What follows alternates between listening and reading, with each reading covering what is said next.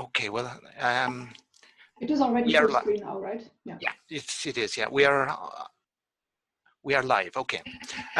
Welcome, Renata. It's a great pleasure to have you here virtually in Dublin. Hopefully, we'll get to have you here in person in the not too distant future.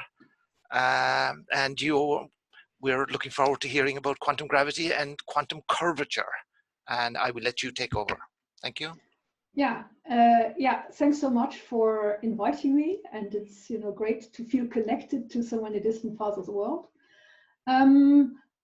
So I'll be talking about quantum gravity, a specific approach to quantum gravity, but also highlighting some of the general ideas and motivation for what I'm doing, and how it fits into what people have been thinking about also over the years and decades. Okay, so here is, if I can get no, this is not going to, here we go. So here's a preview of what I'm going to talk about. So I'm not only talking about, quantum gravity, but specifically nonperturbative quantum gravity and the attempts to make sense of quantum gravity from the point of view of a diffeomorphism-invariant quantum field theory. In 4 space-time dimensions, should go without saying, and it turns out to have a positive cosmological constant. So the key take-home messages of today will be as follows. So first is the message that we have now finally understood how to put gravity on a lattice, but doing it correctly without messing with diffeomorphism-invariance. Second, I'll be emphasizing this theme of observables. So really, that is where progress in quantum gravity in general, I believe, will come from by studying and understanding observables. And I have great news in the sense that we have recently really found an example of a observable that truly describes geometry. And this is a version of quantum curvature. So that's, of course, also what the title talk was about. So, so this combines kind of aspects of points 1 and 2. And we've used this to study emergent quantum geometry in a specific model of quantum gravity. And it turns out to be compatible with a constantly curved de Sitter space, so which is great news. And this paper here I'm mentioning at the bottom gives the evidence, but I'll be talking a little more towards the end of my talk about what specifically this is. Now, arguably, we live in the century of gravity, so we have loads of interesting new astrophysical observations coming in, and of course, in particular, from our gravitational wave observatories. And they really should be an incentive, or even more incentives than we already had, for theorists to develop further our quantum gravity theories or our candidate theories. So to really put us in a position to make reliable predictions, which perhaps, if you develop the phenomenology, can be then seen with the next generation of, say, gravitational wave observatories. So my way towards quantum gravity and quantum geometry is a direct way, as opposed to what many people practice in the context of the gauge gravity duality. So I'm not appealing to any such dualities or dictionaries or analogies, but I'll try to formulate quantum gravity directly in a Planckian non-perturbative regime, thinking of it as a theory of geometric local degrees of freedom. So what that enables me to do is to think and argue very much kind of in analogy with the classical theory of general relativity, where, of course, what the beautiful feature of the classical theory is that it's a theory of dynamical spacetime, which is captured by its curvature properties, as illustrated here by these 2 little pictures. And one way to think about quantum gravity would be to say, well, how is that reflected in a quantum formulation? And in particular, given the very central role that curvature plays in the classical theory, could I maybe also think of nonperturbative quantum gravity as a theory of quantum curvature? So probably you will never heard anyone really defending this point of view or taking this point of view, and there are very good reasons for that. And it hasn't really been explored very much, but it is a viable point of view. It has become a viable point of view because despite great difficulties one had in the past, introducing any sensible notion of curvature in a quantum context, we believe we have now found such a notion, and we have already put it into action, as I briefly mentioned on my previous slide. Okay, so before talking about quantum curvature, let me take Harvard a step back and say something about what we know about quantum geometry and quantum space-time. Okay, of course, you know what if you don't know what something is, of course we Google it. And if you do that for quantum space-time, there is a very limited number of pictures and pieces of information that come up. Yeah, so and probably most of them you see here on this slide. So for my purposes, what is a quantum space-time? Well, it's really kind of some kind of space with quantum properties that describes what happens near the Planck scale, where when I zoom out and take a suitable macroscopic limit, I will recover aspects or maybe all of classical curved spacetime as it is described by general relativity. And of course, when it comes to quantum spacetime, people's imagination, have traditionally gone quite wild. So some of these pictures illustrate this, but some actually do come from actual models of nonperturbative quantum gravity. So let me in particular point out to this nice kind of multicolored image that was produced by Timothy Butt, who works on random geometry. And so it's a low-dimensional model, but it gives you an impression of highly non-classical features that appear when one allows geometry to be highly quantum fluctuating on very small scales. Yeah. But I mean, to date, we have few actual quantitative models of what happens there. So often, these pictures are, our imagination running wild with, what happens at the Planck scale. Oh, probably some domination by wormholes, space-time falls apart, all kinds of, all manner of images and artistic impressions that people invoke. So going now more to the actual quantitative side. So how do we usually think about space-time?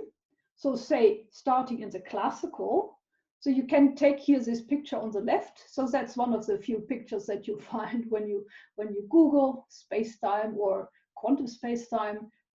Here, what this is supposed to illustrate is how at the bottom, when you kind of start from a macroscopic piece of empty space or empty space-time, classically, because it really on small scales it will appear nearly flat, nearly Minkowskian. Yeah, and how we describe it then in typical lab situations, well, G mu of x, that's just a Lorentzian form metric, is the flat Minkowski metric, and that's a very good approximation for many purposes, say also like in high energy physics. Now you can go a step further classically and say, okay, I now want to make gravity dynamical, but let me consider weak fields for simplicity. Yeah, and that would be sufficient, for instance, to describe gravitational wave signals as we observe them here on Earth, being very, very far away from the sources of strong gravity that generate them.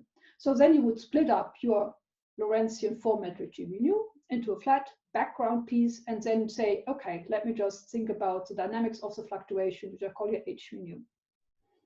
And there's of course a correlate on the quantum side, namely doing perturbative quantum gravity, simply treating these fields in as free fields propagating on a Minkowskian background, eta mu, and just make them into quantum operators and then just perform a standard perturbative or attempt to quantize this perturbatively, as we used to covariantly in space-time. But of course, as is well known, unfortunately, this theory is non-renormalizable. That means we cannot really absorb the infinities that ensue by a finite number of absorb them in a finite number of coupling constants. So although this might give a good description up to certain energy scales, this doesn't really give us a fundamental theory that would be valid all the way to the Planck scale and maybe possibly beyond. So therefore, so that corresponds now, here I'm in the perturbative setting on the left-hand side. I call this a kind of semi-classical, so a classical background with fluctuations quantized on it. So there it then means, well, we should go non-perturbative. So what does that precisely mean? Well, you want to put yourself in a situation where you are able to really describe quantitatively and in a well-defined way, kind of from a mathematical point of view of speaking, a situation where you have very large quantum fluctuations. And then you end up with these kind of artistic impressions of, quantum foams and quantum spacetimes. I mean, these are all notions that people coined already many decades ago. Wormholes, all manner of things could potentially happen in a region where then you have to take into account quantum fluctuations of g mu nu. And of course, this is quite different from standard fields, because the g mu nu really affect the underlying spacetime itself. Now, in 2D, we by now have quite a number of models that study these systems of highly quantum fluctuating geometries. But in higher dimensions, despite many attempts, it's largely uncharted territory. And certainly one of the lessons of looking at lower dimensional models is that as soon as you allow yourself to be in this non-perturbative regime, many things can happen and do happen. So whether they are the wormholes, right, of that people like Wheeler, Hawking, etc. thought about, or other things, remains to be seen. But classical geometric intuition tends to be not a very good guide in these situations. And we do already have very explicit examples of surprises that happen in that case. So a question is then now, how do you explore such an extreme regime? And how can you make quantitative models, form theories, candidate theories of quantum gravity and of quantum space-time? So that brings me to the specific setting that I am using for this purpose. And one can really think of it as a gravitational analogy of what one has done in QCD, right, where one has explored very effectively the non-perturbative regime of the theory by lattice methods. So what we are suggesting and doing de facto is to translate this into a context where the dynamics is that of gravity, so not that of a gauge field. And the way it has to be done right. So somehow, of course, what enabled all this great progress in lattice gauge theory was Wilson's old idea of how you put the gauge theory on the lattice, kind of still maintaining gauge covariance and gauge invariance. Yeah.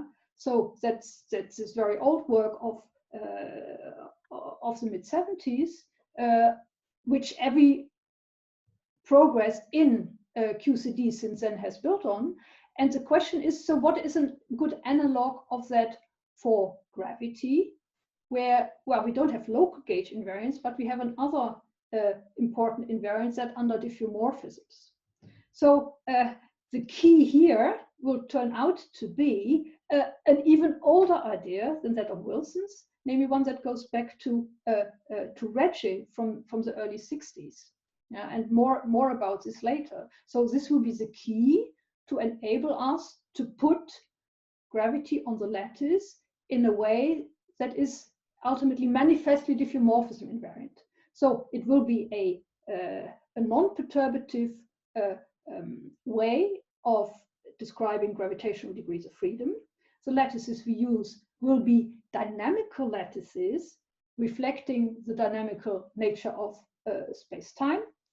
And yeah, there is no background. Of course, that's very different already classically. A big difference between gauge theory, which you're studying on simply on a flat, typically Minkowski space, and gravity, where curvature plays a big role. So one thing I would like to emphasize in the approach I'm using, it is also modeled on lattice QCD in the sense that you don't think of the discrete structures that appear as fundamental and kind of existing or being realized in nature, but you really think of them as a regulator that you do want to remove in the end. So you don't identify discreteness with any kind of fundamental discreteness. It's at least certainly not to start with. So that's not the underlying idea. The idea is you have a regularized framework that comes with certain regulators, including kind of a lattice cutoff, a UV cutoff, and that cutoff you want to send to 0 in the end and see whether you find any interesting scaling limits that this dynamical lattice theory has. Now, of course, that's not exactly a new idea, but people who were thinking in the 70s and 80s about gravity were, of course, very much influenced by the ideas coming from monobilian gauge theories that people put on lattices. I mean, ideas of Wilson as I presented them. So in those days, people went for gauge theoretic so-called formulations of gravity that put you in a much closer analogy with these gauge theory formulations and try to put those on the lattice. So these so-called first order formulations, they do not work with the metric g mu nu, but kind of with the square root of the metric, you could say. So these are Vierbein variables and associated spin connections. Yeah, so, and I've just written down people who've worked on this. So there was both on the theory side, various gauge theoretic formulations that people were following. And then there were also then brave attempts really to put those on the lattice and simply see whether one found anything interesting. So I mentioned here various things. I mean, Smolin was actually the first to suggest formulation that could be put on the lattice. So there are many people in gauge formulations of gravity, but the underlying idea is Vierbeins and connections of some form. Now, in due course, people, bunch of Italians that I'm mentioning here, Caracciolo, Pelizetto, and others, did actually then put things on the lattice. However, they never really saw anything very interesting. So in the sense of phase structure, seeing Agni signals that there is an interesting continuum theory underlying or that can be found by looking at scaling limits of these discrete models.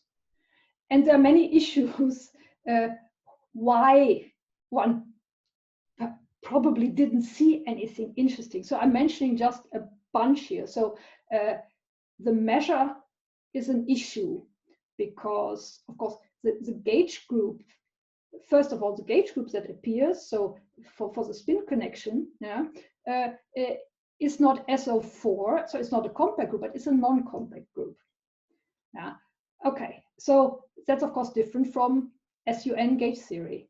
The Vierbein, so even if you kind of say, okay, let me not worry about SO31, let me just look at SO4 and kind of Euclideanize this, well, you still have the Vierbeins.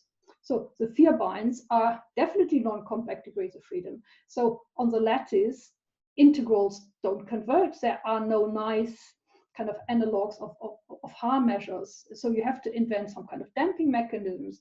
But yeah, so and there are more questions.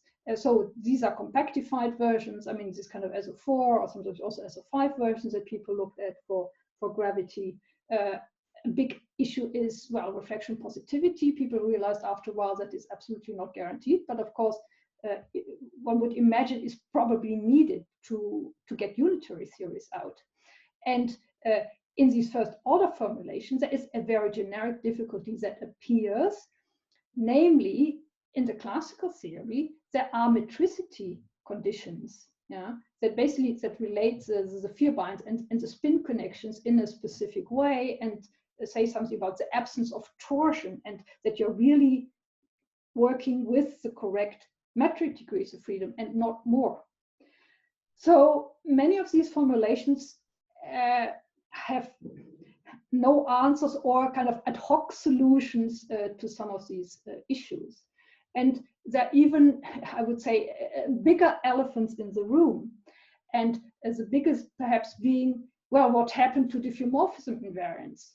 Yeah, so you put a diffeomorphism-invariant theory, or where at least you had diffeomorphisms acting in the continuum, you just put it on a lattice. And you basically, you closed your eyes and you clearly completely broke that symmetry. It's nowhere to be seen. So, you know, what happened? Is it still the same theory? And one further point, there's another stumbling block to simply, you know, blindly putting gravity on the lattice. So if you do that for the Euclidean sector, which you're often just forced to because you want, you know, to Monte Carlo simulate real partition functions, then unlike the Mills action, the Einstein action is unfortunately unbounded below.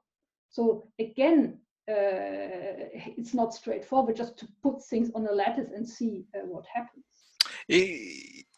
Renate, by this point, you mean this is due to the conformal factor? Yes, exactly. Yeah, okay. And of course, it's there already in the Lorentzian theory, but you don't too much, you know, you don't care too much. And of course, classically, it's not an issue, but of course, in the quantum theory, it is.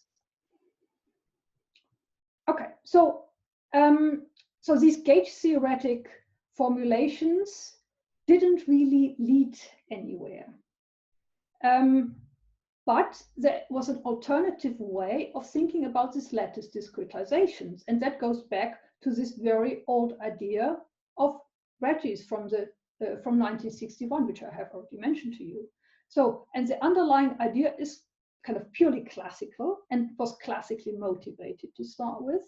It was to say, can I find, say, if I numerically want to find approximate solutions to the classical Einstein equations, is there any way to get rid of these coordinate redundancies?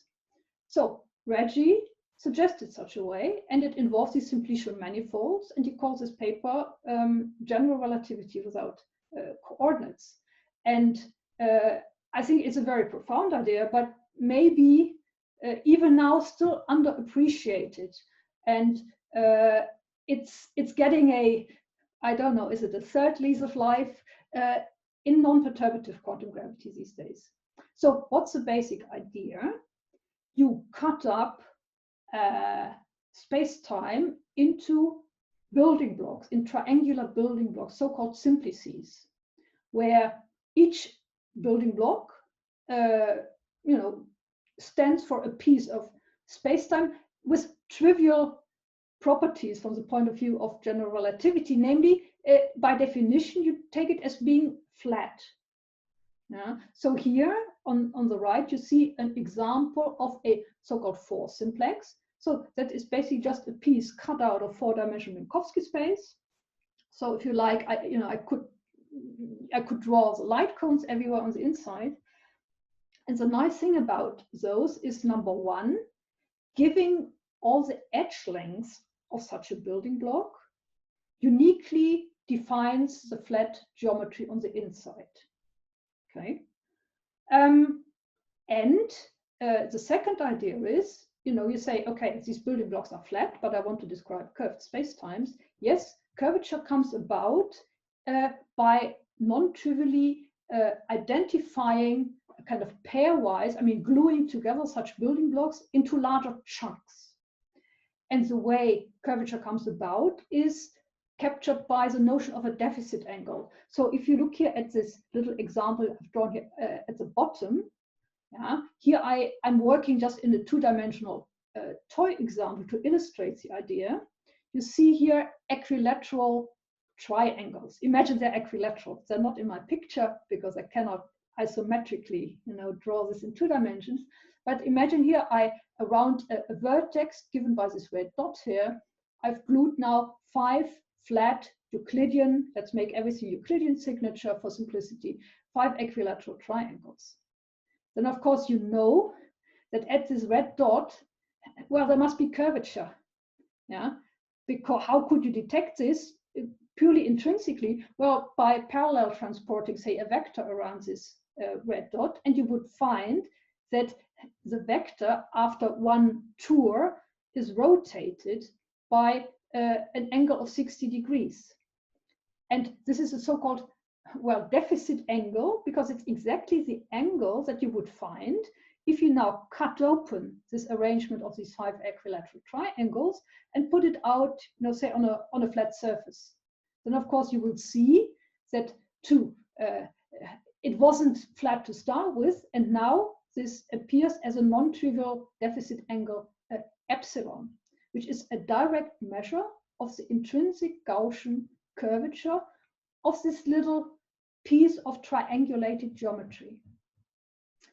Now, the beauty of this idea is that this carries over to higher dimensions just as well. So if I start gluing together, say, equilateral tetrahedra or 4 simplices, yeah, typically I would pick up in a delta function-like manner, I would pick up curvature that can be encoded in sectional curvature of ways in which I cut, say, the 3 or 4 dimensional simplicial geometry. And so what's the beauty, again, from the point of view of comparing with the classical theory? I don't need to introduce any coordinates to describe these curved spacetimes that I glue together from these building blocks. Yeah? So all I have to do, say, if I have kind of a finite piece of spacetime that I am approximating by such an ensemble of glued together simplices, I only have to specify the edge length and how I glue these building blocks together pairwise. So, I can just write it as a matrix in whichever way I like. So no coordinates are needed. And well, so we're describing, albeit in an approximate way, these are not smooth curved spacetimes, we nevertheless describe properties, true geometric properties of curved spaces or spacetimes. Now, this idea, as I said, it was conceived by Ricci, purely, thinking of classical applications. But what I would claim, really, the full power of this idea is really unleashed in the nonperturbative quantum theory of gravity.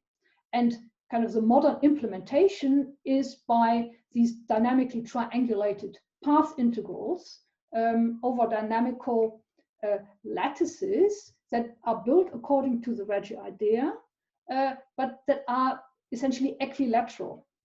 Yeah? So in Ricci calculus, you still will allow, in this classical version, these edge lengths to kind of to smoothly vary, subject only to triangle inequalities. But and this is also something you do when you do what's called quantum Ricci calculus. But what dynamical triangulations are about are a slightly different version of that idea, where you fix these edge lengths kind of once and for all, so you make them all identical if you're looking at kind of a Euclidean context, or you allow yourself one type of space-like edge and exactly one type of time-like edge, but otherwise the building blocks are also, again, all identical. You glue objects together from these things, and you use them to label kind of the space of all curved geometries that becomes the configuration space of your nonperturbative path integral. And the wonderful thing is that you have gotten completely rid of any coordinate redundancy. And of course, that's something that one knows also from any kind of continuum attempt to quantize gravity, even beyond simply perturbative. That's also a huge difficulty. Yeah? So that is resolved in this particular way of thinking about things. Yeah, is there a question? Sorry, Nata. Can I just ask, where is the causal structure encoded into the simplices? Yeah, exactly. You mentioned space-like and time-like edges. Yeah, so what I'm showing here, this is actually a building block from this causal dynamical triangulations approach, which I will describe a little bit later to you. So that's a four-dimensional building block.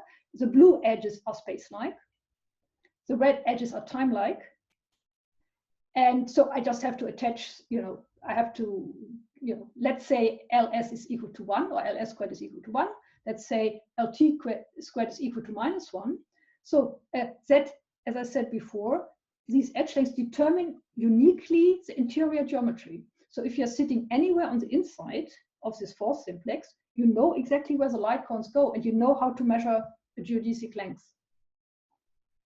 So can you allow the causal structure to vary, or is that fixed? No, it varies again as part of the gluing together.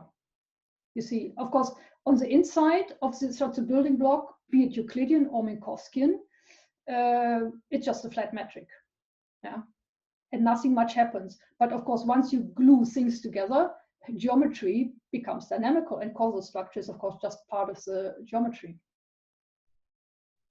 Can I ask a question? Thank you. Okay. Can I ask a question?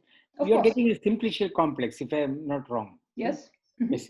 A simplicial manifold, it will be even. Yeah. It's a complex, isn't it? You have an operation, boundary operator, and so on. No. Yeah, but it will be even more. I'm saying it will be simplicial manifolds I look at. Okay, all right.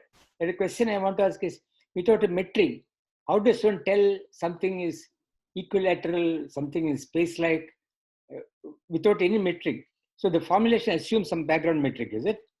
Yeah. So so be careful. I mean, if one talks about simplicial complexes, then one doesn't give them a metric structure.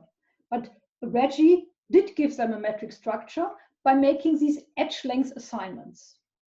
Yeah. So what is G mu nu on a smooth manifold are precisely these edge length assignments for the simplicial manifold. So when I say simplicial manifold, I should be more precise. Say, well, it has a metric structure that comes from these length assignments, which in each building block determine what the metric is, but it will be flat. But the way in which I glue them together, I can pick up curvature and non-trivial geometry. So your causality is somehow already embedded in the definition of the complex, simplicial complex. Yeah, it's in there. It's of course part of G mu nu. Yes. Okay. Yeah. Yes, indeed. Okay. Now, so that was the setting, and now let me come back to one of the themes I mentioned on my very first slide, that of observables. So, and the question is, okay, once I have kind of a non-perturbative formulation of gravity at the Planck scale, how do I understand what the physics is? Yeah. So, and regardless really of what kind of choices you make for how you microscopically encode gravity or geometry modulo diffeomorphisms, and independently of how, with what kind of dynamical principle you encode this at the Planck scale, this could be canonical, or it could be covariant, as I'm doing here, or in some other way. One needs quantum observables for various purposes. So number one, obviously, to understand the gauge invariant content of the theory, to also compare to your friend's favorite quantum gravity candidate theory, even before one develops a genuine phenomenology. Yeah? And of course, the one firm criterion we have that every quantum gravity should satisfy is there should be a well-defined classical limit that is consistent with the classical theory, which is of course perfectly accurate and well-defined on sufficiently large scales. Okay. Now, there are, as I said before, the theory is non-trivial already classically, because I have an invariance, I have a symmetry. So it's a little bit like a local gauge symmetry, but not quite. And therefore, of course, observables to pick out, what is gauge and what is physics are, of course, a crucial quantities to look at. So here they have to be diffeomorphism-invariant. And what that means, in particular, if we have now our view on the quantum theory, that objects that are well-defined, become well-defined diffeomorphism-invariant observables in the quantum theory tend to be non-local quantities. And that, of course, is not the case in Yang-Mills theory, and has to do with a different way in which diffeomorphisms act. Yeah.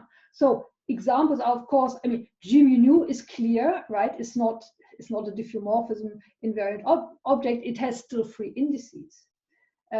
But of course, even R of X, the Ricci scalar at a point X, at least from the point of view kind of active diffeomorphisms, is not a good observable. And why is this a problem?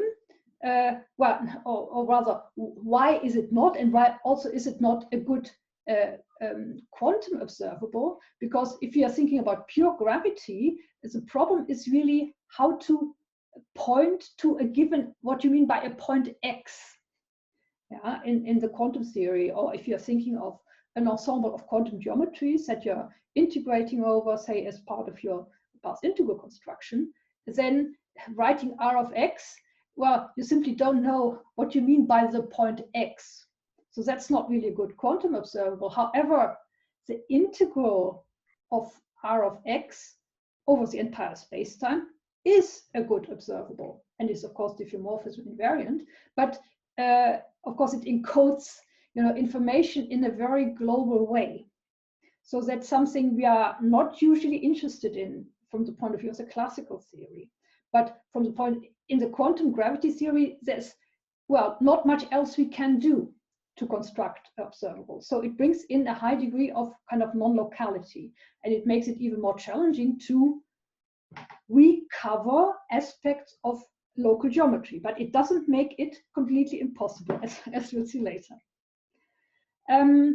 Now, so another thing that follows kind of from these early artistic impressions of the quantum space-time forms I flashed is that, well, the smooth metric fields, G mu nu, are unlikely to be of great use in the very non-perturbative kind of Planckian regime. What one can hope for, if one says, well, I still imagine that this should somehow be a theory of geometry, is maybe kind of rudimentary elements of metric structure being still around. And what happens in models that have been successfully studied is that one still has, despite there not being any smoothness, there are still notions of distance, or geodesic distance, and of volume. And these can be constructed, used to construct geometric or pre-geometric quantum observables, which have suitable invariance properties and which can serve these purposes I labeled here with these 3 points: understand gauge invariant content, compare with other models, and verifying that something like a meaningful classical limit exists. Okay, so that's a lot of theory and a lot of arguing of really what one would like to do. And this kind of thinking has been around for a long time. People arguing about, long lists of properties that quantum gravity theories should have if only we had one. So here, kind of as a placeholder, I'm just writing down, a thing one would like to quantize. One would like to have kind of quantum observables, operators, geometric observables that depend on geometry. So geometry I denote here by kind of an equivalence class of metrics. And those I would then like to evaluate the expectation values, yeah, in certain quantum states. And this is kind of what this formal Euclidean normalized expression is all about. Yeah, is that a question? No, I just heard someone unmuting. So, so the question is, so what should these observables O be, and how on earth are we going to calculate them? And yeah, so as I'm writing here, a long-standing problem of quantum gravity is that we never were able to calculate anything. Apart from, you know, in simplified models in lower space-time dimensions, 2, well, 3 is already pretty difficult, as also some of you know, or in kind of very strongly symmetry reduced models, things like, you know, quantum cosmology. However, so I would argue, fortunately, this is no longer true. So we have really made a step further, and this is really thanks to a significant body of work that originated with these ideas around dynamical triangulations, building on the old Ricci way of thinking about curved geometry. And these models of dynamical triangulations have been around since about the mid-80s. So one really then looks at simplicial building blocks that are equilateral. So we are in a, to start with, people study them in a purely Euclidean regime. And then the task is basically, in order to, say, construct the gravitational path integral, is to take, say, you know, a fixed number of building blocks, you know, let it be 1,000, 10,000, of course, one wants to take the limit as n goes to infinity, and then construct all geometries that can, in equivalent geometries that can be built by gluing together these building blocks into simplicial manifolds. And yeah, so with metric properties, because equilateral means I've assigned edge lengths, and I know how to compute distances, and I know how to compute volumes. Now in 2D, so since the mid-80s, there was a lot of interest in those models, and they were at the time motivated originally by wanting to find a non-perturbative way of describing quantum fluctuating two-dimensional string worldsheets. Until it was discovered, well, that string theory needs to have supersymmetry to be physically meaningful. But nevertheless, so there was a whole industry, many studies using matrix model methods and other analytical methods to study these two-dimensional models of quantum fluctuating geometry, also with matter. Yeah, and these models are still being studied today under the label of non-critical string theory. Yeah, and very closely related to conformal models in 2 dimensions. However, then subsequently, these models, of course, people realized, well, why don't we use that to construct quantum gravity in higher dimensions? And beginning of the 90s, people indeed, not analytically, but numerically studied these models. And that was, yeah, what is called dynamically triangulated models. And they were really non-perturbative, manifestly coordinate independent, invariant implementations of the gravitational path integral. Of course, the Euclidean version, but yeah, already had many desirable properties and looked exactly like, you know, the thing one was interested in solving and understanding. Now, so what's the bottom line from these attempts? Well, as I said, everything looked just right. So one had a concrete lattice framework.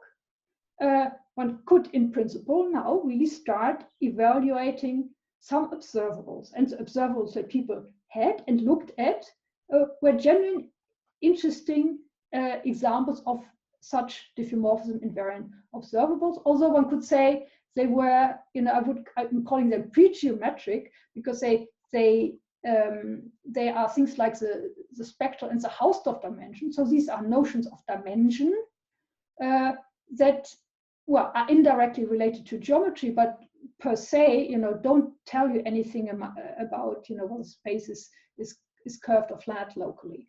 So, but they were very useful in understanding the physics of these models in continuum limits, which one was studying or trying to study with the help of these lattice formulations.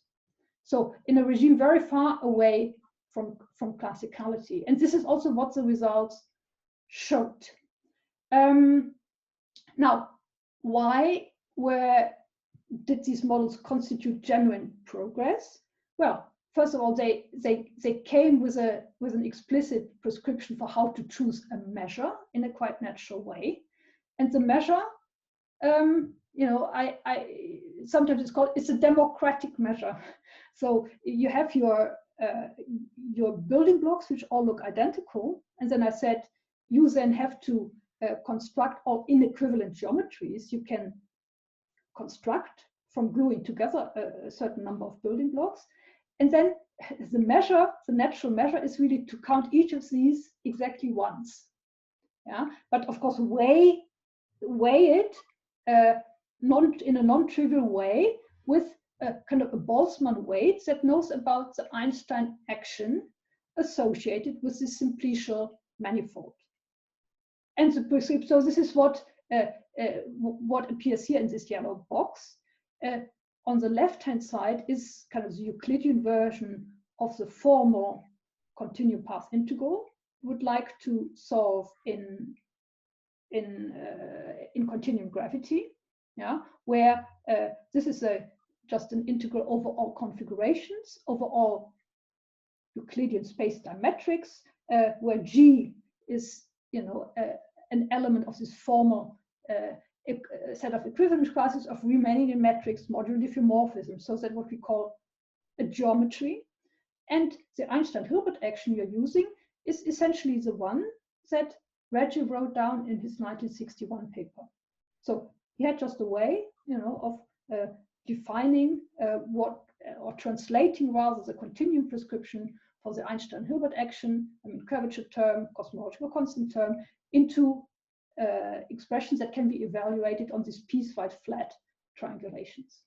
Can I ask you a question? Of course. You mentioned at the beginning that you can recover reflection positivity, but where is it here? Haha, very good. Yeah, in the Euclidean model, it's nowhere. Sorry? It's nowhere in the Euclidean model because they don't even have a notion of time. Yeah, so yeah, it's a very good. Yeah, I come back to your point in a second. Okay.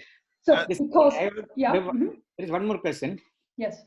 You are writing down the right hand side here a priori. No, what I mean is, if I give you a arbitrary four-dimensional manifold, say Minkowski signature metric, there is no unique, there's not even a unique continuation Euclidean region.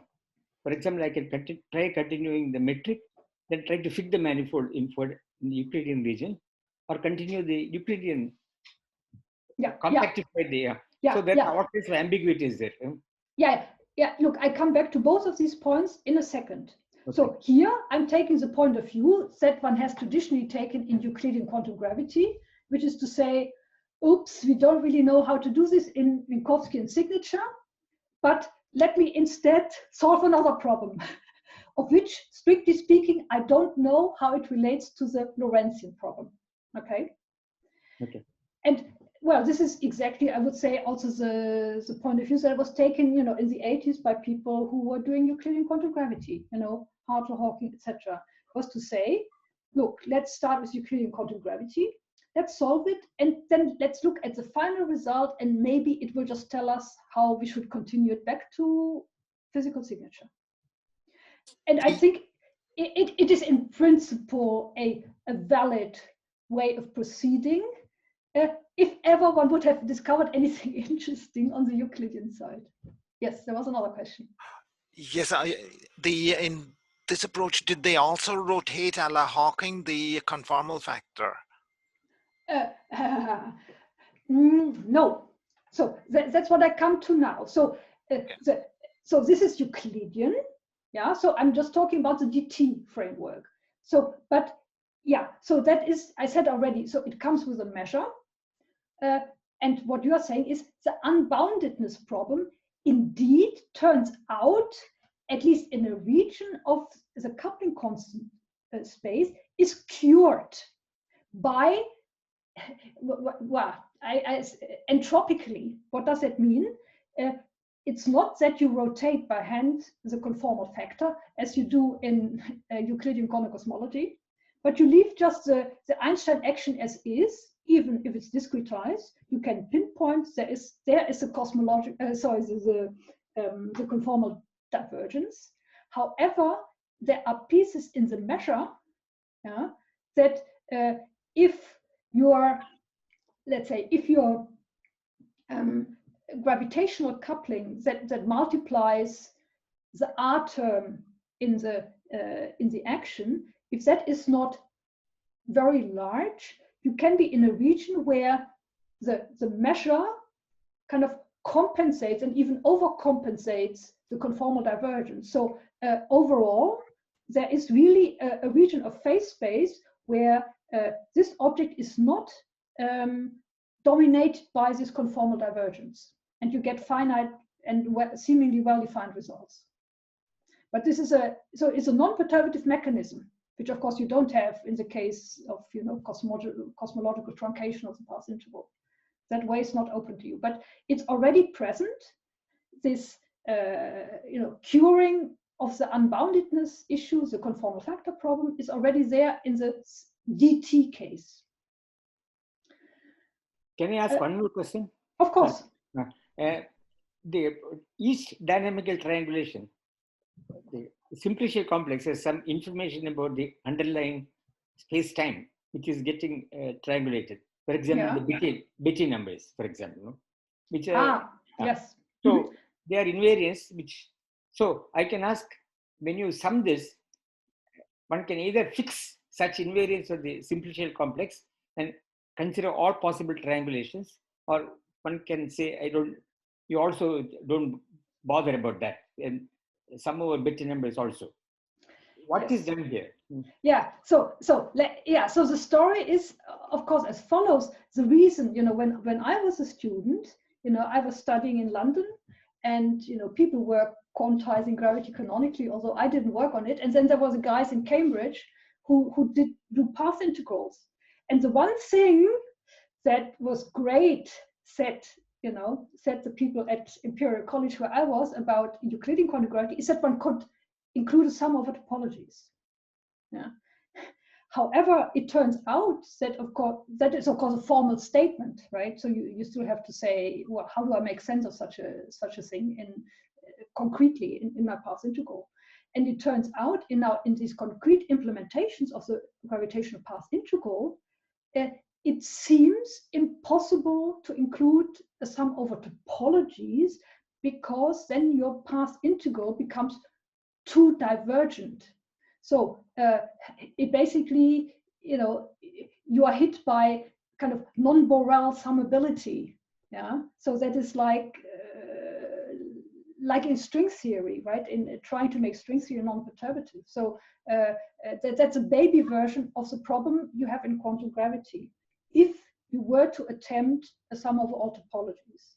So in 2 dimensions, so that has of course been very much studied, again also with the motivation to some extent coming from string theory. Can one include a sum over genus and still arrive at a kind of unique renormalized path integral?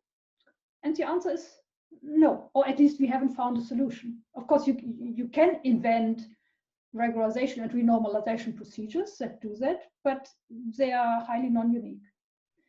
And in any dimension beyond 2, the problem is much, much worse, and we simply don't know how to deal with it.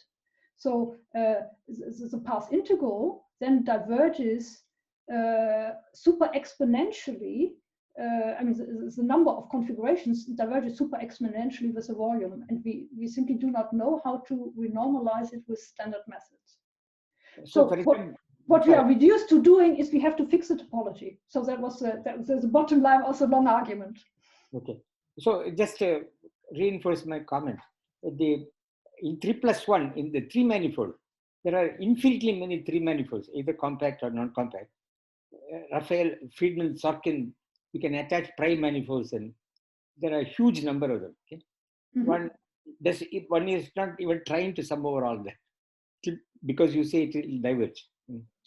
Yeah, it diverges. So here we have now a concrete. The beauty of this is it really gives you a precise prescription here on the right hand side. So on the right of this arrow here, on the right hand side, when I choose my edge length to be finite, this is this UV cutoff, and if I choose to just work with a finite number n of building blocks, the right hand side of that is finite. Yeah, and then of course I study it in a limit. Now, it would still be finite if I included the sum of our topologies, but if I then take the limit as n, the number of building blocks goes to infinity, then it would diverge, as I said, super exponentially. And I cannot deal with it. I cannot renormalize it. I cannot make sense of the right-hand side then. So again, yeah, one is reduced to fixing the topology. And it seems, yeah. So I don't see any way out, and one could hope maybe that tells us something deeper, you see. But we can come back to this point later. So excuse me, sorry, can I ask a question as yes, well, of course. related? As well as picking, so you pick the topology, right? You're not summing over all topologies. Yes. How do you pick a piecewise linear structure if you consider the 4D gravity question?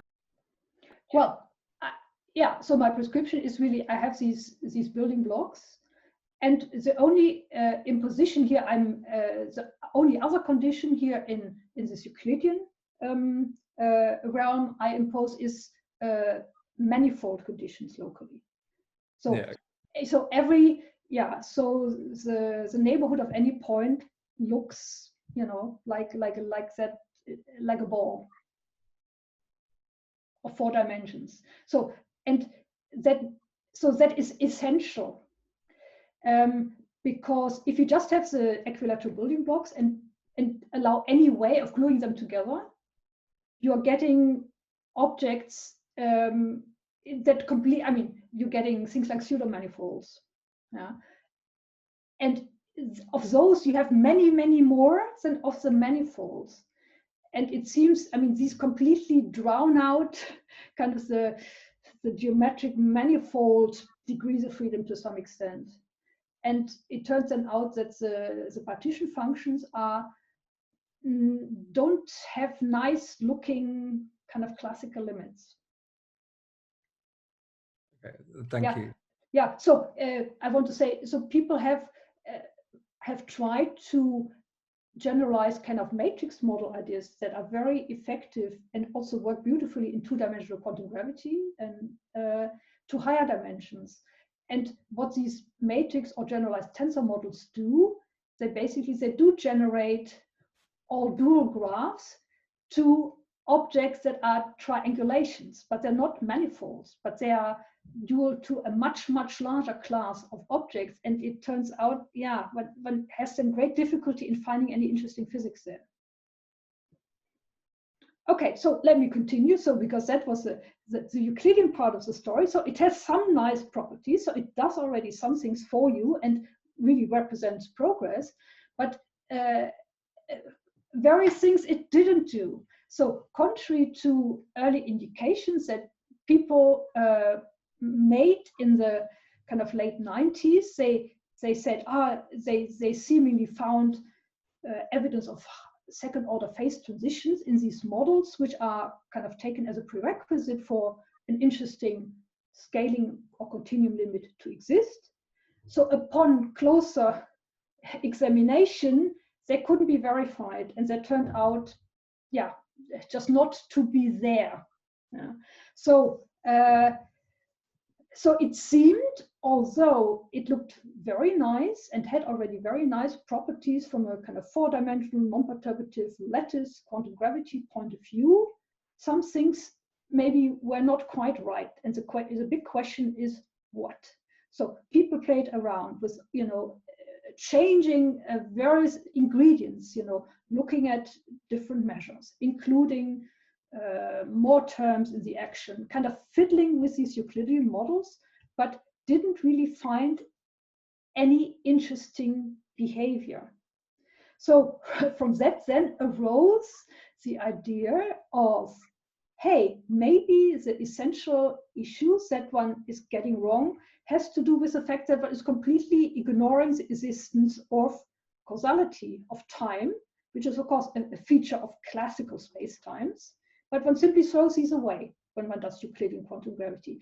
And the idea, well, the question was, can one kind of introduce Lorentzian causal features in these otherwise very powerful models that can also be addressed quantitatively, which you can put on a computer, somehow to get around kind of the triviality that appears here.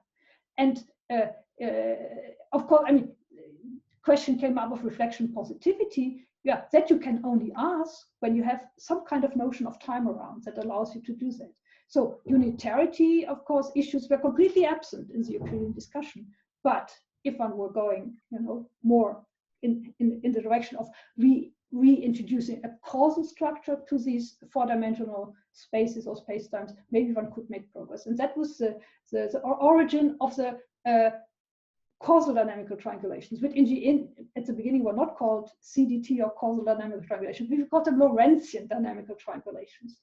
So that's something I and a small group of collaborators started working on in just before the turn of the century. Okay, so let me just jump back to the theme of observables. So on these simplicial, in the simplicial quantum models with in a path integral formulation. So one had, as I have already mentioned in passing, several non-perturbative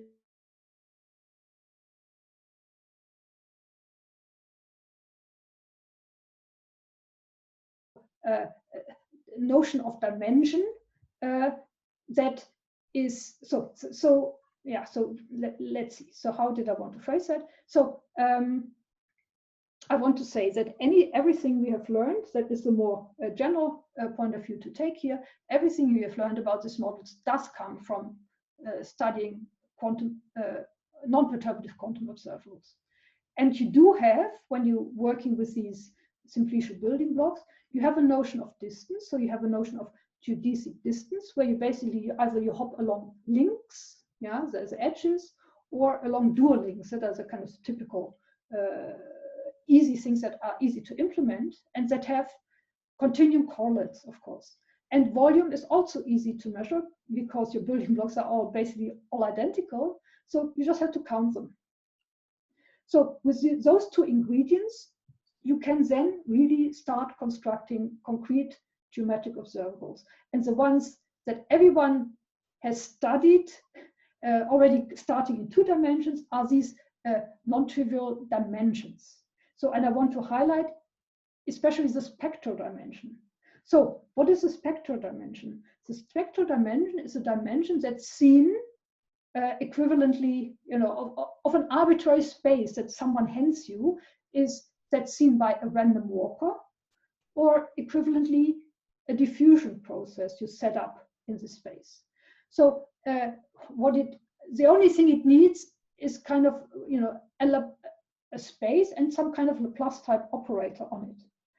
And the beauty of the spectral dimension to some extent is the universal applicability of this as an observable, because you can measure a spectral dimension of already, before getting to quantum theory or quantum gravity, on non-classical spaces. So you can look at graphs, you can look at fractals, yeah, you can study, think of them as spaces, think of them, as being carrier spaces of a diffusion process. So let's say a fractal, it's like, letting an ink drop fall into them, and observing how that ink drop spreads as a function of the diffusion time. And from that, you then deduce kind of an effective dimensionality of that space. So say when you do that in a fractal space, you will in general find something that's not an integer. If you do it on a classical manifold, if you do it on a small volume, then it will just reproduce the topological dimension of that manifold. But what's nice, you can also implement it on the configurations that make up the path integral in these non-perturbative quantum gravity models. And that was done in 4 dimensions. So my collaborators, Ambjörn Jokiewicz and myself, we measured the spectral dimension in CDT. So that was among the first observables we studied by Monte Carlo simulations. And we basically just plotted the spectral dimension as a function of diffusion time. And when you look at short diffusion times, you're probing the short scale properties of your quantum geometry. Whereas if you let the diffusion or the random walker walk around for a very long time, you will be probing the large scale properties of that space-time. And the interesting thing we found is that for large times or large distances, it appears that the spectral dimension kind of asymptotes towards 4, which is kind of the classically expected value. But when you approach from that direction, when you approach the Planck scale, you go to short distances, then this curve kind of continuously goes toward smaller values and towards something that's with huge error bars in terms of the numerical extrapolations in the Monte Carlo simulation is compatible with 2. So that was very interesting. And what we didn't really anticipate at the time was that this really set in motion kind of over the 15 years since a whole avalanche of people computing spectral dimensions. So there was first the kind of the asymptotic safety people here, Lauscher, Reuter, I mentioned here explicitly, who came up with in their kind of continuum functional renormalization group picture with a computation of spectral dimension, and also found this dimensional reduction toward 2. They even have kind of an analytic argument why it should be 2 at the Planck scale. And everyone, for all their favorite quantum gravity models, has since been computing spectral dimensions. And there seems to be an underlying universality. Of course, one could be suspicious that to some extent it's, it can be driven by wishful thinking, but where you see across a whole range of approaches the same phenomenon, namely this reduction of that spectral dimension toward a smaller value as you go to kind of Planckian scales. So Steve Carlip has written about this extensively, and so then this meeting in Edinburgh we went to, I think he talked about exactly that, and other people also talked about this. So many people have looked at this. The causal set people have also looked at such properties, and variously found found similar issues. So what this is, so it's an example. So why is it so remarkable? It's an example of a quantity we can calculate in quantum gravity. And no one really can at this stage say, but what would be the phenomenological implications of this? We don't know. Our theories are not sufficiently complete, and we are not sufficiently confident of how, say, this would affect matter that propagates through such a medium in order to be able to say anything very concrete about this. But nevertheless, you could compute this in different approaches, and you could start comparing different approaches and look for reasons of why or why not, this coincides in various approaches. So it does give you very non-trivial information, and it gives us a little handle, it's maybe a little idea of hey, maybe this can be a universal feature of all quantum gravity theories. And let's think about let's think about what this tells us. So in CDT, we're able to do much more, and I don't have time to say very much about this, but we have looked at truly geometric observables. So the dimension, you could argue, well, whether, you know, how much that tells you about geometry. But for instance, one thing we've been able to do in CDT, which does have a notion of proper time built into it, we have been able to look at the expectation value of the shape, or if you like, the 3 volume of spatial slices of the universe as a function of proper time. And we have been able, in one phase, in the sense of, you know, the phase of coupling constants, in one region of coupling constants space, we have identified, we have measured this observable as an expectation value, and it turns out to have a specific shape which coincides with that of a solution to the classical Einstein equations, which is de Sitter. Yeah? So this is kind of the story is the emergence of a universe from a completely background independent, non-perturbative path integral, where you have taken the democratic sum over objects that individually, you know, are as far away from any classical geometry as you could possibly imagine, where nevertheless, when you zoom in on one specific observable, which is rather global, so it just measures the volume as a function of time, so it's not local geometry, but nevertheless you're able to match it in a beautiful way with a classic, what we call a classical volume profile. So here what this picture shows is just giving you an impression of the type of results one extracts in this lattice CDT formalism. Yeah, one has a phase diagram, so, and then one tries to understand the phase structure and the location of transition lines, but then also one performs computer experiments on these geometries that are generated at a given point of this phase diagram and tries to understand the physics. So here's where the observables come in. So here's this top right-hand diagram shows you a measurement as a function of proper time. Here on the x-axis, you see the plotted the 3-dimensional volume of the spatial slices. And so that's what we call the volume profile. And what you see, this green line, these are the measurements. And there's the Monte Carlo measurements. Sorry, there are 2 lines superimposed on each other. So one is a classical prediction, which is a cosine cubed for a Euclidean de Sitter space, and the measurements fall right on top of it. Yeah? So these are Monte Carlo measurements for universes, let's see, of 160,000 size, number of building blocks. What you see is in red here, these are not error bars, but these give the size of the typical quantum fluctuations of the total 3 volume as a function of time. And you see there are such quantum fluctuations. So,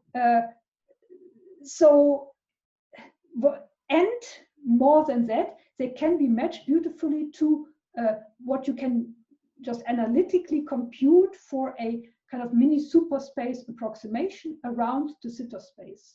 So the modes, the first kind of eigenmodes of the corresponding Hamiltonian for these fluctuations, we can both measure in the computer simulation, and we can kind of compute them numerically, analytically in the continuum, and they also match quite well. So here is one of these fluctuations here at the bottom. So this is just to give you a flavor. So that's the kind of the emergence of the Sitter space, but one has to be really careful. So have we now shown that we've produced the Sitter space? And the answer is no, absolutely not.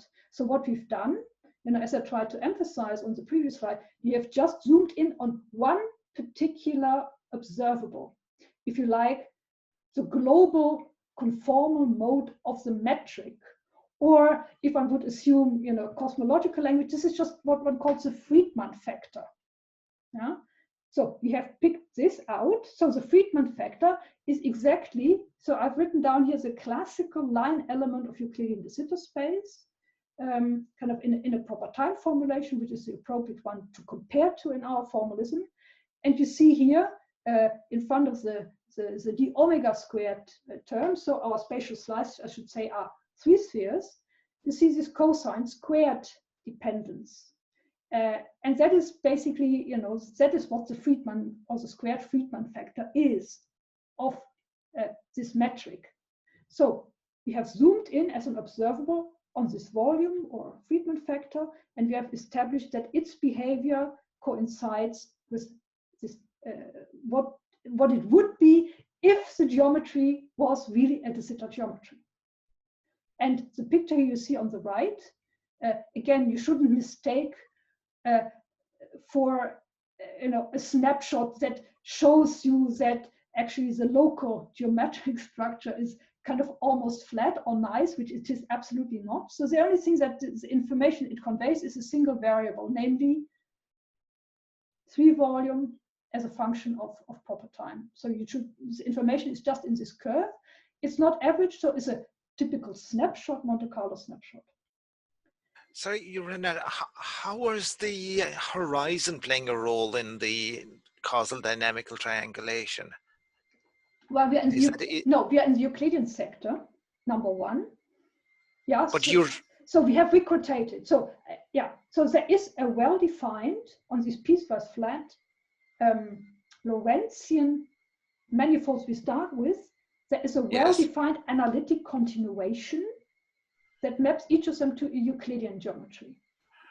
Oh, I see each of them is mapped to the Euclidean geometry at the level of the triangulation. At the level of the triangulation. So there is, so, unfortunately, I don't have too much time because I didn't even mention it. I should have. So, because in the Monte Carlo simulation, we cannot really deal with these, with phase factors. So we really need it to be Euclideanized. But what I'm saying is it's not an ad hoc, choice of a Euclidean metric, but it really comes from a well-defined analytic continuation that we apply to the wedge action, and that maps at the level of the configuration space of these simplicium manifolds, maps unique Lorentzian objects to unique Euclidean objects. And then all the simulations we do in this Wick-rotated framework. Okay, and then of course we try whatever we find, depending on what it is. Of course, we have to reinterpret it kind of in, what does it tell us about true physical and Lorentzian geometry and properties. So that's a philosophy. That's a logic. So you see, if you're just looking at this global, so no horizons appear here. So and also, of course, by necessity, what we can deal with on a computer is just compact spaces. So everything is, on compact manifolds, and the topology we start with for the spacetimes we sum over in the path integral is that of S3 cross time, either open interval of time or a cyclically identified time variable. Yeah, there was another question. Giorgio wants to ask a question. Sorry, two or three slides ago, there was a nice picture of a triangulation between two planes, so to speak. Can you go back 2 or 3? Can you back? Yes. That's it. See, yes. That's the one at the top. You see, there's that picture. Yeah.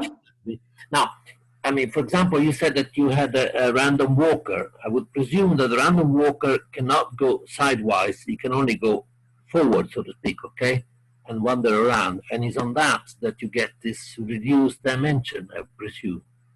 Yeah. So one can do 2 things. So so the random walker and the diffusion process is really studied on the Wick-rotated geometry. Yes. Yeah. So, and then, well, again, you can still do 2 things. You can either let it go in space and time directions, and it really explores the whole four-dimensional space-time. You can also confine it, if you want to a spatial slice, and then it will just explore, you know, the spatial directions.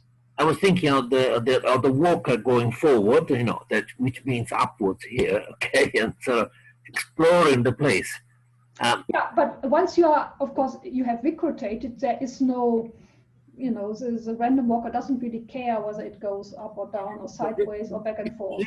Of having a slight, I don't know how to say sliceable, I don't know whether the word exists. Anyway, the possibility of having the space-time sliced, okay, Yes. which is crucial here, we presume. Well, not for the measurements. I mean, it turns out that, I mean, my notion of time here, which underlies this CDT construction, and which underlies, for instance, the statement that it is reflection positive, as it turns out. Yeah, yeah. So this makes all the difference, you could say, and it also what we also use it for, something I didn't have time to mention, is it helps us. I mean, what we are excluding in the CDT configuration space are geometries whose spatial topology changes as a function of time. Yeah, so that's what we use this slicing for. So it is, in a way, it is very important. Yeah. Does it answer the question? Yes, I think so. Yeah. Or you may follow it up later with some. I'm muting myself. Yes, thank you. Okay. So. Just yes. One last thing, Renate. What is setting the cosmological constant scale here? Very good. Well, nothing. It's really a free. It's really, of course, well, you know, we have bare coupling constants we put in, but so what you are asking about is, you know, a renormalized cosmological constant that comes out of this. Is this fixed in any way? Well, it isn't, because so it really appears as a free parameter in the final theory. But what I should also emphasize is that we perform the simulation for technical reasons at a fixed volume. I mean, fixed space-time volume. So lambda doesn't really appear at most as something like you could say as a Lagrange multiplier in a sense. Yeah. So, but at any rate, it doesn't get fixed in any way. Yeah. We are tuning it to a kind of pseudo-critical value, which connects in an important way into something I said earlier. So this year, both the DT and the CDT framework kind of predict, in inverted commas, that there is a bare positive cosmological constant in the universe without predicting its value. So there's nothing that fixes this value specifically. But why do they? Yeah. Does it come out to be close to the Planck scale if my lattice spacings or my typical scales of discreteness are no, it's Planck? not fixed. It's not completely really free. Okay. It's really free. Yeah. Yeah. And why is it positive? And why? Yeah, both the bare cosmological constant and the renormalized one turn out to necessarily be positive. It has to do with the renormalization of the path integral, because you're really, in order to renormalize it, what you need is you need something to kind of to counterbalance the exponential growth of the number of configurations. Yeah.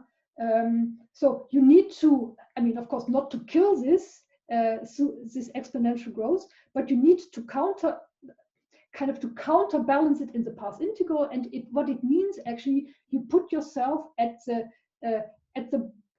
convergence radius, if you like, you know, kind of critically, you have to fine-tune the bare cosmological coupling just to the point where you just, you know, kind of counterbalance this overall exponential growth of the number of configurations, and the physics is then in the subleading parts that we are expecting. So that would require maybe a more detailed explanation to fully convey what I'm doing, but kind of that's the spirit. Okay, so briefly back to my de Sitter universe. So to what extent can I claim that this is de Sitter space? I said, no, I don't want to claim that. I just say one of the modes of the metric or the geometry, which I have looked at, which is this global conformal mode, this I can beautifully match to classical and semi-classical predictions. But of course, the geometry has infinitely many modes. Yeah. So what about all these others? So is there any additional evidence that I'm really looking at a de Sitter space, or is this just an accident, that it comes out in this blob that resembles, when I average it, resembles a four sphere? Yeah, that is what, of course, Euclidean de Sitter space is.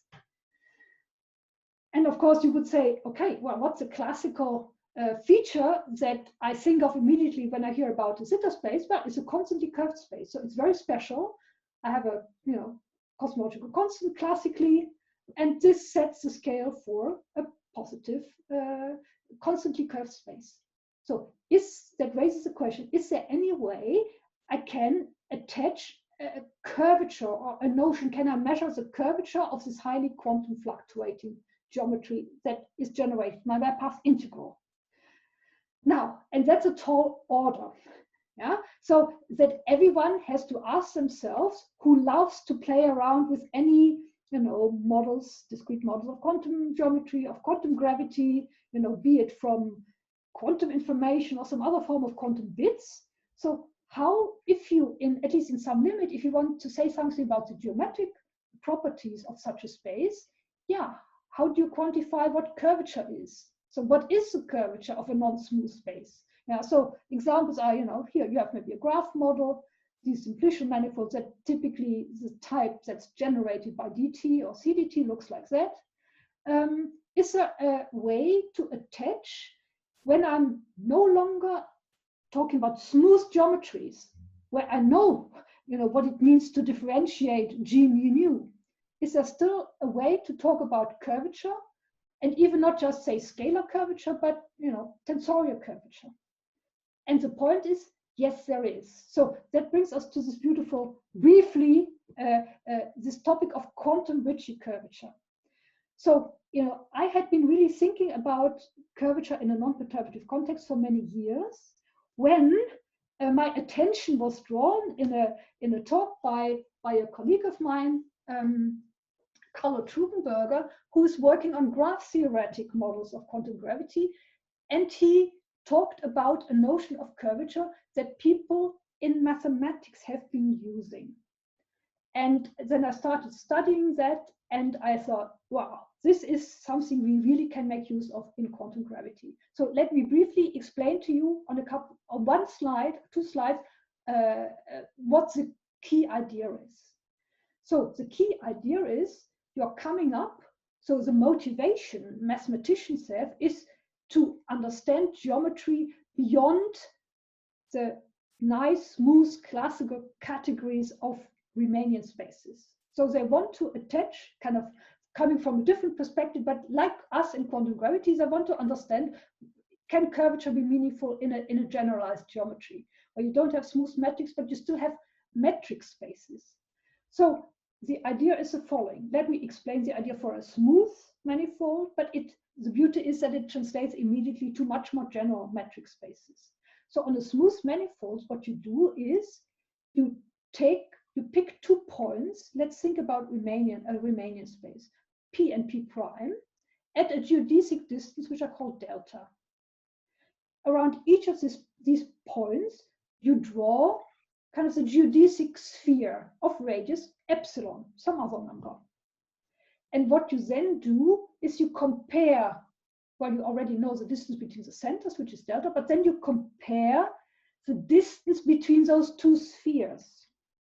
And there, of course, there is a variety of ways in which you can do that, yeah? Because they are not single points, but they are extended objects, so there is also more than one choice. But relatively independent of what choice you make, you then compare the distance between the spheres to the distance of their centers. And in a situation where you had a positively curved, in the sense of Ricci curvature, space, the distance between those two spheres will be smaller than that between their centers. And conversely, if you set on a negatively curved space, on this negative Ricci curvature, then those two spheres would be further apart than the analogous spheres at delta at center distance delta on a flat space. And so you can then try and turn this around into a prescription of how to extract curvature or Ricci curvature in a situation where you don't have a smooth G mu nu given, but where you still have a notion of distance. So to be able, to pinpoint distances between points or between, in this case, two spheres, and a notion of volume, because you're comparing points on one volume or sub-volume with those of another. So as soon as you have two measurements of this kind in place, so you need a metric space with a measure defined on it, you can make such a construction. You construct spheres and you compute the average distance. So the way we've implemented this, which turns out to be the easiest way to do in our kind of CDT models, is we're defining the average sphere distance by simply a double integral, as indicated by this last line here on the slide. And what we also do, we could of course choose the epsilons and the deltas different, but in order to have just a single scale in the problem, we choose them identical. So we are looking at the average sphere distance of two geodesic spheres whose centers are delta apart, but also whose radii are also of size delta. And then we compare d bar and little delta. So on the next slide, let me just tell you what happens when you do that just on an ordinary Riemannian smooth space. So you take the quotient of this d bar, the average sphere distance with the delta, and what you obtain is, okay, if you do that for a smooth Riemannian manifold, it's given here in these lines, which motivate what I'm next going to do in the quantum theory. So what we find, the result, is it depends on the dimension. Yeah, it's of the form of a constant. Then that depends, in this case, purely on the dimension of the space you're looking at. And then you get kind of, as one would expect from on dimensional grounds, you get second order correction terms to that, which depend on the Ricci curvature and also on the scalar curvature in this way. Yeah? So this is for sufficiently small deltas, this is simply a continuum calculation you can do on a Riemannian manifold. Say you choose Riemann normal coordinates, and then you can establish these formulas. So can I ask a question? Yes. There is something which I don't know so much about called Gromov-Hausdorff distance between manifolds. Is this related to that? No, it isn't. Gromov-Hausdorff distance is a distance between metric spaces. Here I'm talking about a given geometry, and I define for you a notion of curvature that can be extracted purely from volume and distance measurements, and doesn't need me to be able to to differentiate or do things like parallel transport, which are not in general defined on general metric spaces. Okay. So I'm just saying, to understand why this is a sensible thing to do, I show you what happens when you do that on a Riemannian manifold, just on a nice manifold. But what we do in a more general context is just to say, look, we're looking at this quotient. We are, after subtracting kind of a constant piece, we look at kind of the non-constant piece, and this is what we call the Ricci curvature. We call it the quantum Ricci curvature at scale delta, because you're putting in a specific scale, which sets the scale of where kind of you're probing the curvature. It only involves distance and volume measurements, so it can be implemented on very general spaces. It has, unless, say, the curvature notion that you put in Ricci, in the Ricci approach, where you looked at the deficit angles.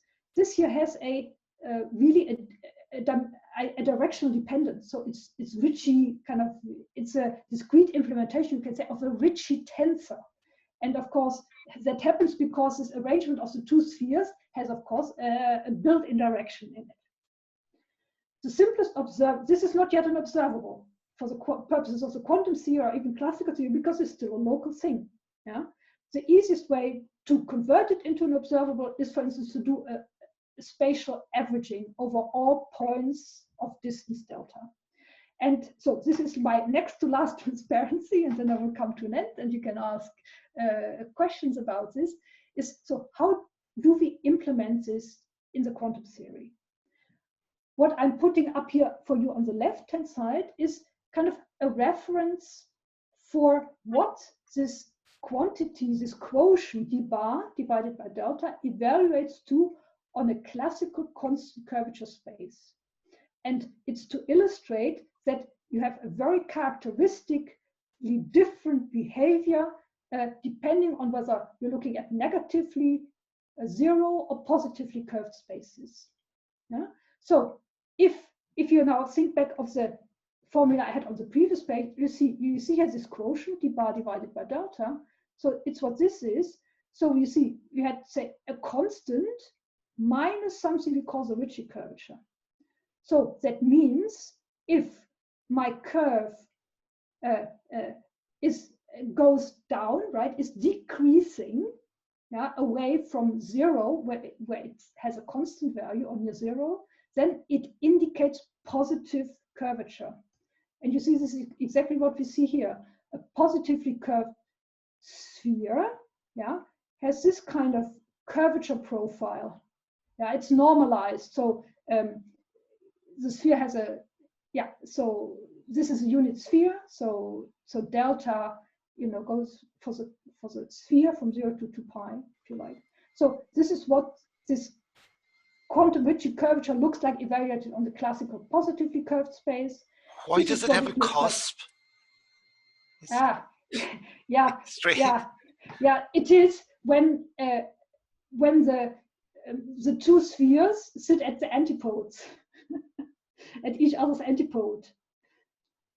So in that case, the spheres. Okay, very nice.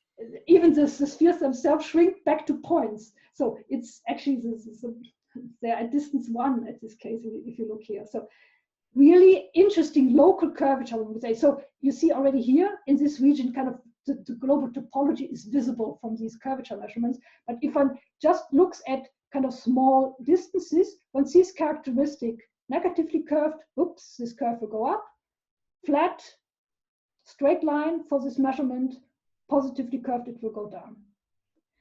So what we've done, of course, we tried this on classical, on lattices, blah, blah, blah, before, unleashing it on the true 4D quantum gravity CDT, the zeta universe application. So what we are finding, to cut a long story short, what we are finding for this 4-dimensional, our quantum de Sitter universe, if we try to measure its curvature, it's depicted here in this curve on the left. It requires a short explanation. So what we are seeing here is delta in real terms. So delta means one unit of delta is one hop on the lattice, yeah, in terms of dual link distance in this case. So what we are seeing here is very characteristic. For small delta, we find pure lattice artifacts. And in these curvature measurements, no matter what kind of lattice you do them on, you find in the region between kind of 0 and 5 delta, you find always the same kind of short-term lattice behavior. So you're throwing this away as simply a lattice artifact. Then the rest, what we're seeing here, you should imagine as this yellow piece is just part of this initial, constantly curved behavior that we are seeing in the continuum for a spherical, positively curved space. So what we are seeing here is kind of barely visible because this is a local effect. Our universes are only a few hundred thousand building blocks large. So you are hovering between lattice artifacts and finite size effects, which you want to get rid of. You have only a small interval of delta values where you kind of reliably can make these measurements. And there is such a window, that's the good news. And you see, well, one couldn't call it a fantastic match by any means, but we do see definite indications of positive curvature, number one, and also somewhat of a match to those of the curvature of a sphere of a certain radius. And that all fits beautifully together, I would say. So it's just this paper here with my student Klitgor, which we published at the beginning of this year. And yeah, so that's really some evidence that we are truly, an additional piece of evidence that what we are looking at is maybe in a coarse-grained way, has something to do with a positively curved de Sitter space, which you're getting from this totally non-perturbative setting. Another thing that enabled this observable enables us to look at is because it has a directional quality. So it's really kind of a tensorial thing. It enables us to distinguish what happens in time-like directions and what happens in space-like directions. And this is depicted in this last picture I show you here. You're measuring Ricci curvature, or rather this quotient in space-like directions and time-like directions. And you need to know something we know from playing around with lattices, that the horizontal direction, is not a universal feature. So the universal feature is the slope of these curves. And what you see here is there is good indication that the curvature behavior in the spatial directions really matches those in the time-like directions. And that's also a very interesting thing to say. It would be a longer story, because until now we didn't have any observables that would allow us to test for anisotropic features of this geometry. So when we do this for the quantum Ricci curvature, it seems the first indications are that there is, despite what I put in terms of lattice, the slicing I put in, it recovers a symmetry. Yeah, it recovers an isotropy at the level of physical observables, and that is kind of beautiful for many reasons. So that brings me to the summary.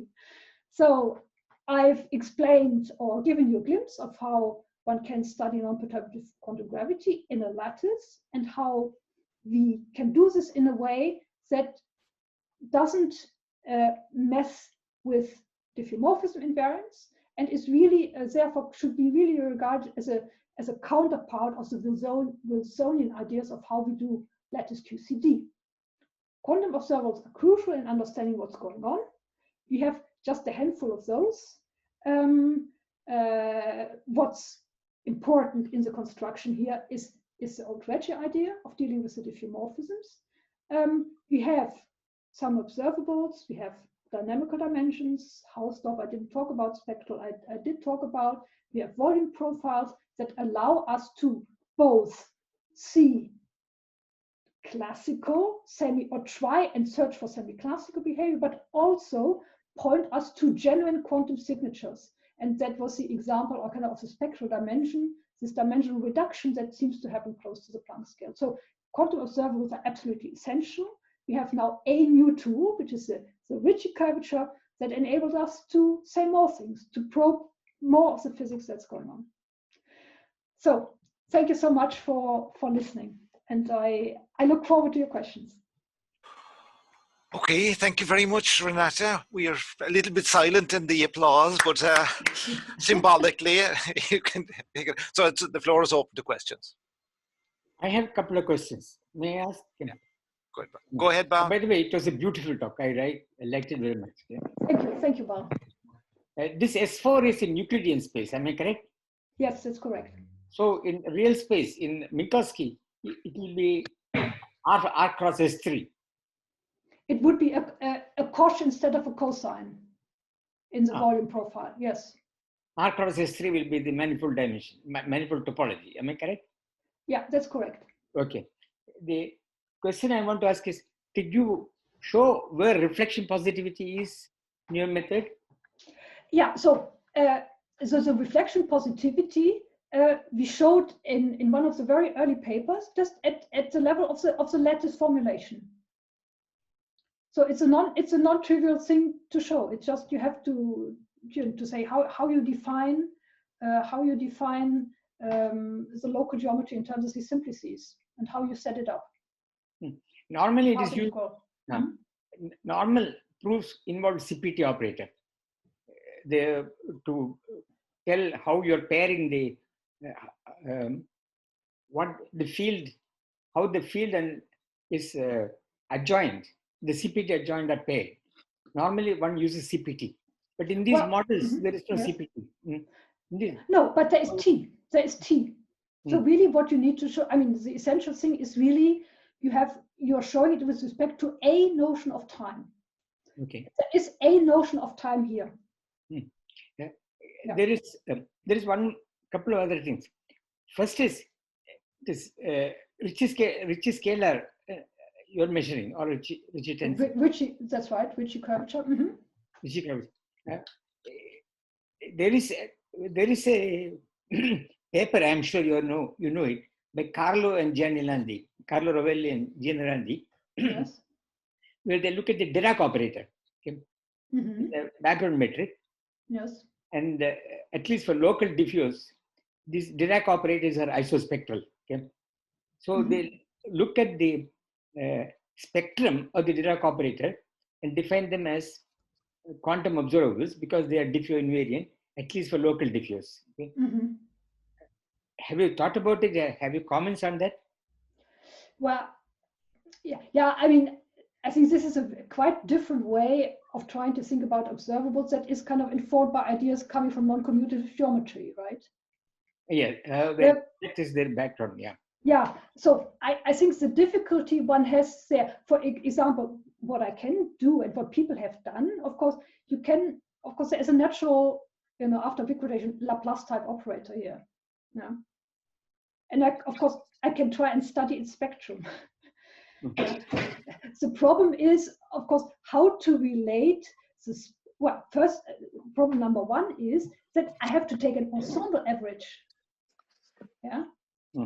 And how then to find my way back from these highly global information that's somehow encoded in not just in the spectrum, but somewhere in an ensemble average spectrum, and how to relate it to geometry. I think that's very, very difficult. Okay. Can I make one small comment on that? There is this whole literature on random Schrodinger operators, okay, where the potential in the Schrodinger operator is treated as a random variable, and they look at the properties of the Schrodinger operators. Okay? I was wondering whether some such method will apply here also. So you can make the metric that comes in the Dirac operator as a random variable. I don't know, just speculation. Okay? So that may address your remark which you just now made. Okay? I think that's a very different kettle of fish, right? I mean, this doesn't involve dynamical geometry. I mean, this is about quantum mechanics on a fixed background that you're saying. Okay. So I'm fully non-perturbative, right? And I'm doing a fully non-perturbative kind of sum over all histories, right? So I don't even know how to start comparing these things. Okay. I'm afraid, yeah. Okay. There is one last remark which is not really directed new work, but just make a remark about this diffeomorphism-invariance. Right. In the local quantum physics, okay, in Minkowski space, all the local algebras are essentially they are universal. They are the same algebra as von Neumann algebras. They are all the same, okay, isomorphic. Now there are some type 3-1 or whatever. Then there is this powerful theorem of Kohn-Stromer, which among others show that if you give me two states which are related, for example, by a diffeo, they are related arbitrarily closely by a unitary transformation, which is in the algebra. Okay? arbitrarily close, up to epsilon, okay, you can bring the expectation values of all observables near each other. This is a universal property of in Minkowski space. Now, we have been wondering, not understanding, whether, of course, there is no information on the local algebras in quantum, in metric, in gravity, but if they share this universal property, then you will be faced with this remark of proof of Alain Cohn and Stormer that any diffeo can be approximated arbitrarily well by unitary transformations. That somehow will cover this issue of diffeomorphism-invariance. We think, but okay, we are not sure. Okay, the theorem is itself not so easy to understand, but that's just a remark. Okay? Yeah. So I don't know the work you're referring to. It seems to me that one is here taking a totally different yes, I agree. idea, and the role the diffeomorphism play is also very different. So there, you could say we are sidestepping the issue of diffeomorphisms, and we already know that in the just if you look at a continuum path integral, right?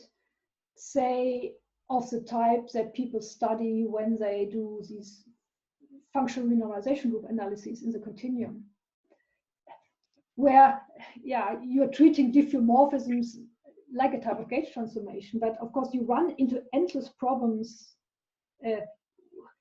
which are it's difficult to say whether they're technical issues or more fundamental issues of how to kind of gauge fix and what is physical and what is not physical. So I don't really know. We don't really have any good way, be it in something like loop quantum gravity or in these more covariant approaches in the continuum, to handle diffeomorphisms or to say what are diffeomorphisms in the quantum theory, right? You could say that in canonical quantum gravity, the issue is being rephrased as what is the quantum Hamiltonian, right? Which is part of a Dirac algebra, which we absolutely do not know how to represent in the quantum theory. Yeah. So what we are doing is something quite different, and maybe I have an idea that this might be just a solution. We are taking this Ricci idea seriously. So we are not introducing coordinates. Yeah, we are labeling geometries, and so we are labeling. So that's important. So in order, for instance, for computing in the computer, in the simulations, we have to label these building blocks because we have to refer to them. Even when we average a quantity, we have to say, well, we first measure it at building block number 28 and 29, right? We have to introduce labels. You could say they are a moral equivalent of coordinates, and to some extent they are. However, getting rid of this labeling redundancy is much, much, much easier than getting rid of diffeomorphisms, which are kind of the analog in the continuum formulation, and we really don't know how to handle. And it basically, we are building into our Monte Carlo simulations the fact that everything that comes out is truly manifestly labeling invariant. Yeah, and then I'm claiming this is true geometry. Yeah, in the same sense as kind of factoring out by diffeomorphism-invariance should be kind of the solution in the continuum. Apart from the fact that in a quantum theory, beyond perturbation theory, we really have difficulty making sense of this. Yeah. Thank you. Yes. Yeah. Can I ask something, Danger? Sure. Ed. Oh, Danger. Me. You're asking me. Yeah. Renate, did I hear you mention Carlo Trudenberger? Yes. Oh, I see. That's okay. Yeah, I know him well. Thank you. That's all. Yeah. More questions? I think you have answered most of our immediate questions, Renate. I'm glad I exhausted you. Well, we need a break probably before the next onslaught. I'm going to stop the recording, and we can ask you any other questions.